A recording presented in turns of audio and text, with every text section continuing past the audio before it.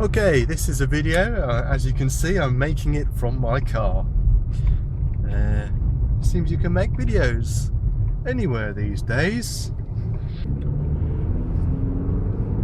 Right, so this is a video about basically I want to send a message out to martial artists who use traditional forms as their source material for their art. Okay. Now, in a lot of cases, the person that's made the traditional form that you're using as your source material is dead, and that's a shame, because that leaves you with some ambiguity about what that form exactly is supposed to be for, and it puts you in a position where you have to interpret more than you would have to interpret if you could simply go and ask that person, or if you made up your own form, or if you didn't have forms or used forms at all. And it puts you in a difficult position. Now, if you are one of these people that uses traditional forms as a source material, you must obviously consider it to be of some value. Otherwise you wouldn't use it, and you would take up arts which perhaps weren't as dependent on traditional forms. And because you have to interpret your form, that interpretation is a lot more subjective than alternative ways of training. So that's to say, there's no real way of finding the truth. What you're left with is simply a possible truth. So if you take a section of traditional form and say, I think this section of traditional form is for some function, then that may or may not be true. It's a possible truth. Now, if you're like me and you're interested in somehow getting closer towards an actual truth, then what you will do, or what you should do, is create more than one explanation for a section of form. Maybe not create more than one explanation, but obtain somehow more than one explanation for a section of form. And this would leave you with several possible truths. And then you ask yourself the question, how would I distinguish, how would I find the possible truth that is closest to the actual truth? And the answer to this question, again, is that there isn't a fundamental, definite right answer. But given that you're working with a traditional form, you'd probably want to choose the technique which matched the form the closest. So let's say you had two techniques for the same section of form. You would obviously pick the one that matched the form the most. Now, it's true that you can condition your body to behave in a way that more resembles traditional forms. And so it might be the case that you have two techniques that match the form equally. In this case, you should pick the one where you have to condition yourself the least. And the way you sort of find out what that one is by relaxing and not controlling yourself as much as you normally would. So if the relaxed movement in your technique A more resembles the form than the relaxed movement in your technique B, then obviously technique A is going to be close to the form, and therefore the technique you should be choosing in order to expedite the idea that you're using a traditional form as a source material. This ideal might be higher on your list of ideals, depends where you want to put your priorities, than being an efficient martial artist. That is to say, you might actually care more about understanding your form and using it as a source material than you actually care about being a proficient martial artist.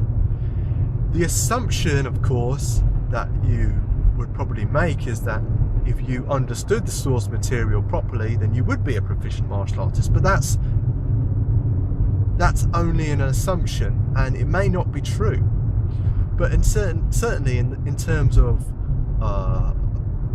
where you want to put your priorities, if you are using traditional forms of source material, then you sort of have to put the closeness of your techniques to the form sort of higher on the list than martial arts proficiency. And because if you put martial arts proficiency higher on the list than closeness to form, then what you don't really need form then, because it's very simple to work out what the best technique is in any given circumstance. You don't need a form to tell you that.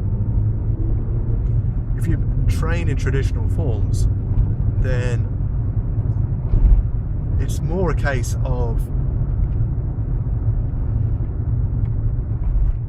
conditioning a behaviour that you want to instill in yourself. So ultimately what you could do would be to take all the techniques that you find through this process of searching for the best technique that matches the form. Take all these techniques and put them together into one style of practice, perhaps a drill, one big drill, a two-man form, if you will, could be constructed. Possibly a free play format could be constructed. But the free play format probably would not be no holds barred fighting, because then you would start to deviate from the forms. And of course, as we've discussed, deviation is not conducive to this idea of using traditional forms as a source material. Now, once you've got either a two-man drill or a form of free play, or perhaps a sort of in-between free play / drill, a conditioned free play, where the responses are more just executions of condition, then once you've got this, then when you're practicing it, what you find, or what I've found, is that it's not really a fighting art anymore. It's a language of human interaction. And you can argue that all fighting is just physical human interaction. But this is what it becomes, is an actual language. The form itself gives you a set of words that you can use, words, sort of metaphorical term, that you can use to talk to another person with, and they would have a set of words, perhaps from forms too, that are used to reply to you, and you could actually have a sort of physical conversation. So it ceases really, if you continue this train of thought, to be a martial art, and becomes really just a way of human beings interacting with one another in a sort of using a sort of interactive physical language. And if we go back and return to the concept of a form itself, as I said before, I mean, if you want to be a proficient martial artist, you don't really need a form to tell you what to do. It's, you know, given a certain circumstance, you can probably work out several different ways of proceeding without, which are good, but you don't need a form. You need perhaps a knowledge of techniques and how people's bodies work, and maybe a level of skill, but you don't need a form to tell you how to be a martial artist. But for a physical language, well, look at the term. Look at it in terms of language. You know, you need to have a vocabulary without a vocabulary, without pre-understood words, a dictionary, if you will, in your head, then it's very difficult to have a language. So it makes sense to me that a form would be just a way of getting a dictionary into someone's head, and then they can use elements from that dictionary. Now, there's nothing stopping you. Just because you're using elements from a dictionary doesn't mean that you can't make up your own elements and use them. There's nothing stopping individual creativity. In fact, individual creativity is probably what made a lot of traditional forms in the first place. Someone or some group of people or some process had to take place where people were being creative and recording that creativity into a performed sequence of movements that were copied.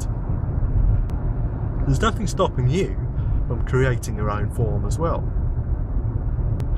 Now, obviously, the advantage of creating your own form is there's less ambiguity than there is in a traditional form, because you made it, you know what it's for, and if you can't remember, you could have written it down or recorded it or videoed it or done all sorts of things to assist your memory in what that particular movement in that particular form that you made was for.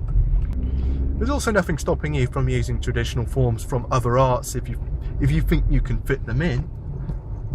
Now, obviously, there's different types of languages. There's French, there's English, there's Spanish, there's Chinese, there's all sorts of different languages. I don't know how many, but the point is you can liken these to different styles. So each style might have several different forms within it. So you have a number of different styles which can be viewed as different languages, which you may be able to, there may be styles which are fragments of one another, so you may be able to integrate forms from different styles together. And there's nothing stopping you from being multilingual also. So this brings us on to the purpose. I mean, in martial arts terms, it's very simple, but when it comes to the question of purpose, it's very simple. You're attempting to be a proficient martial artist, whether that means learning good self-defense or whether it means learning how to fight is a slightly different question, but basically you're attempting to be proficient at something, i.e. fighting or self-defense. But when you are learning these different languages, what is the purpose? And the purpose is really, I think, just the same as the purpose of language. It's just a way of people interacting with each other. You could ask the same question about language. What's the purpose of language? You know, on a very basic level, it's to communicate ideas which we build in our minds, communicate experiences. But I think it's a bit more like music. What's the purpose of music? You know, people play music and listen to music, and musicians can jam with one another. It's like saying, well, what's the purpose of that? It's just something that people do. Yeah. Now, I think originally we probably look at from an evolutionary perspective, where does this stuff come from? It probably comes from, ultimately, from wrestling. And all these forms are just evolved from wrestling. And where does wrestling come from? Well, wrestling is just a natural thing that people do. Males do to create hierarchies and interact with one another. So it's just a manly thing, basically.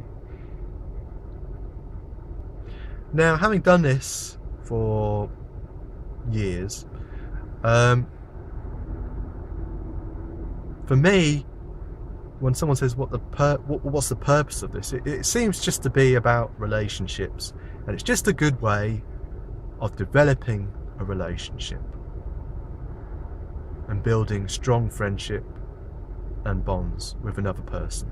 And that's all it really comes down to. So it doesn't come down to what you might do if you were attacked, and it doesn't come down to how can I beat someone up? It just comes down to relationships with other human beings.